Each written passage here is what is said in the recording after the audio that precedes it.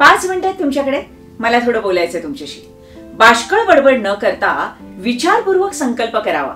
प्रयत्नांची निष्ठा पणाला लावत यश कीर्तीचा इतिहास रचावा. मना अल्प संकल्प तोही नसावा, सदा सत्य संकल्प चित्ती वसावा.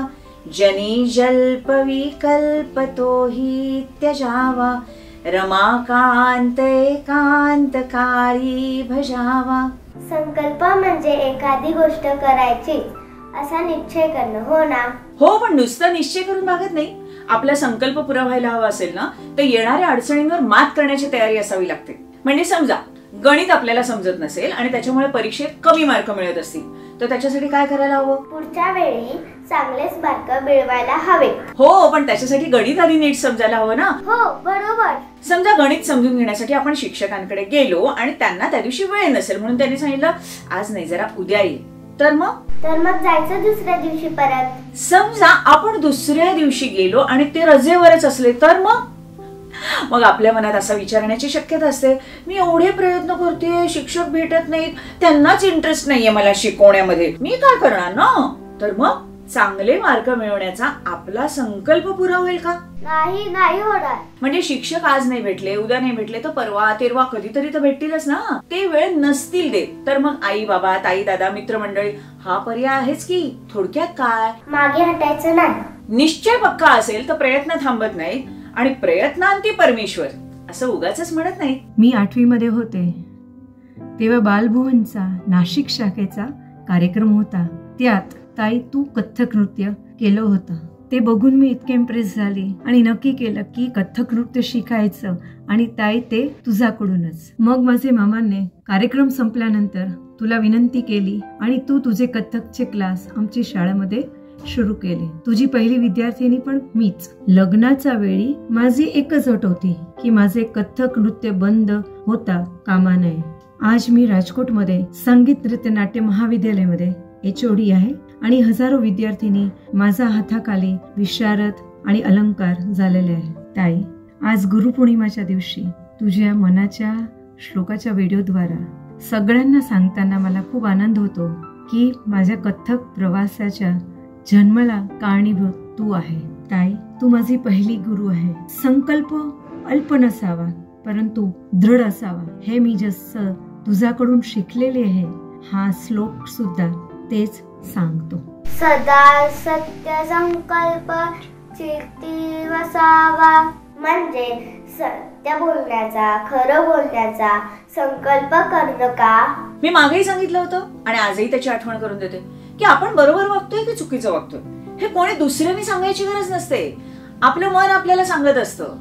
कोणाच्या तरी कंपास मधनं पेन्सिल चोरायची असेल किंवा कोट्यावधींचा घोटाळा करायचा असेल तर कुणाला कळणार नाही ना, कोणी बघणार नाही ना, हे प्रकरण उघडकीला तर येणार नाही ना, अशी धाकधूक धाकधूक धाकधूक जर मनात वाटायला लागली तर नक्की समजावं तो सत्य संकल्प नाही. नाही मोह होतो, त्याच्यातनं पटकन असा फायदा होणार असतो ना.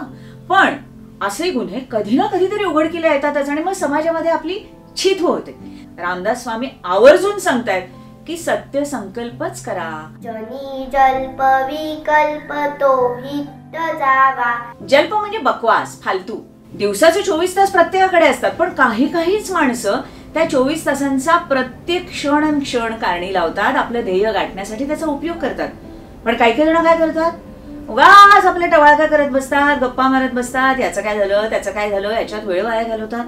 त्याचा आपल्याला काय उपयोग होणार असतो, आपली काय प्रगती होणार असते, नसते ना होणार. मग असा वेळ वाया घालवायचा कशाला असं रामदास स्वामी विचारतायत. रमाकांत एकांत काळी भजावा. रमेचा कांत म्हणजेच लक्ष्मीचा पती म्हणजेच विष्णू, याची भक्ती, याचं नामस्मरण एकांतामध्ये शांतपणे करावं असं रामदास स्वामी का सुचवतायत माहितीये का. देव प्रसन्न व्हावा म्हणून का. आपल्यातला देव जागा राहावा म्हणून. होतं काय, कोणीतरी आपल्याशी वाईट वागतं, मग आपल्याला राग येतो आणि मग आपण मनातल्या मनात ठरवतो आता ना मी पण त्याच्याशी असंच वागीन, त्याची वाट लावीन, आयुष्यातून उठवीन. पण हे तर चांगले संकल्प नाहीये ना. म्हणूनच मन शांत करण्यासाठी आणि आपलं उत्तम वागण्याचं तत्व न सोडण्यासाठी आपण समर्थ व्हायला हवं ना. आणि ते समर्थ कधी हो, जेव्हा आपण शांतपणे, किती वाईट परिस्थिती असली तरी सुद्धा विचार करण्याची क्षमता मिळवू तेव्हा.